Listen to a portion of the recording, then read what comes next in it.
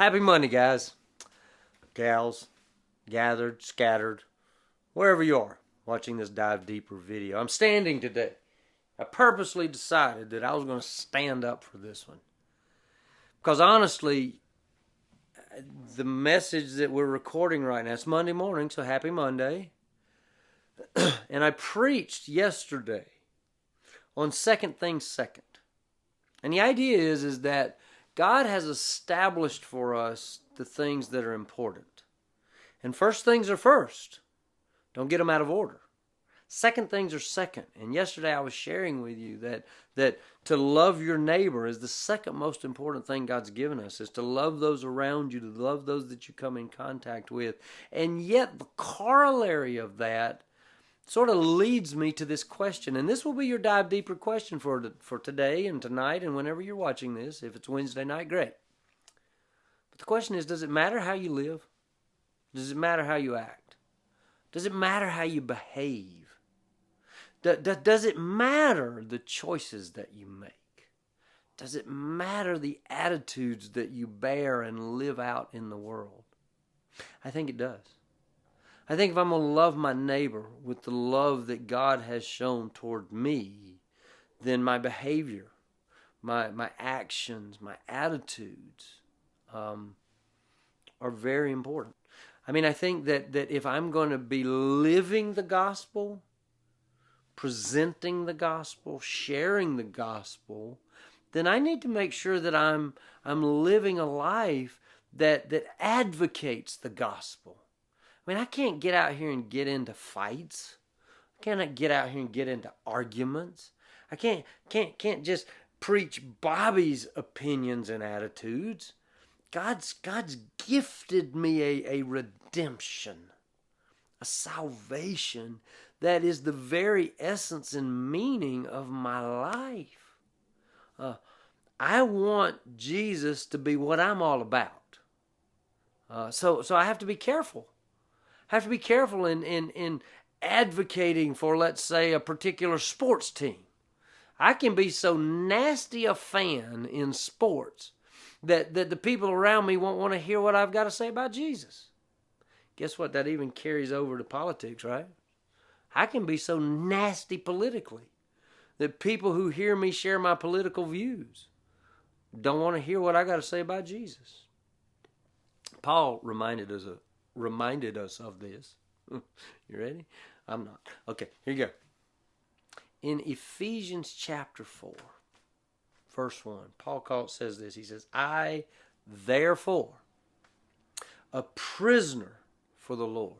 See, Paul is talking about his own life as being a captive for Jesus. My whole life is a captive for the Lord. He says, I therefore urge you to walk in a manner worthy of the calling to which you have been called. Wow. Does it matter how you live? Does it matter how you act? Does it matter the choices you make? Does it matter the attitudes you bear? Yes, guess what? We are redeemed. God has saved us. I'm not talking about the difference between sin and not. I'm not talking about, I have the freedom and the liberty in Christ to be forgiven. I'm talking about the path or the way for the gospel. Do we live in a manner worthy of the calling to which we have been called? See, if we'll live Jesus, if we'll portray the gospel, advocate the gospel, the good news of salvation in Jesus Christ, and make sure that when we're in line and somebody decides that they're more important than we are and they kind of get in front of us in line, how do we respond? I know how I respond. It's not pretty. That's what leads to my driving habits. I figure if I'm in the lane and I'm moving, that's my lane. It sort of is a NASCAR mentality. I didn't leave you an opening, so therefore you can't take an opening, right? So I just really want us to consider that idea of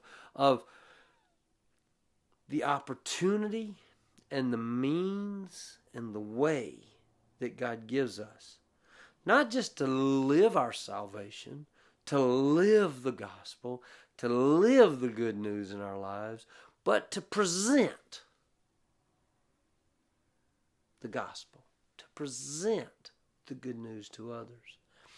I want to have a testimony that points to Jesus.